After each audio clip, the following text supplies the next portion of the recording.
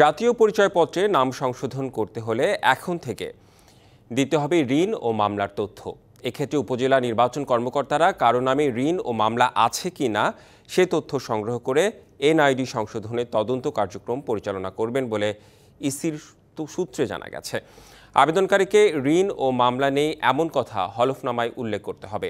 পরে স্থানীয় জনপ্রতিনিধি ও আবেদনকারীর স্বজনের জবানবন্দির পাশাপাশি মামলার বিষয়ে সংশ্লিষ্ট থানা থেকে চিঠির মাধ্যমে তথ্য সংগ্রহ করা হবে বলে জানা গেছে।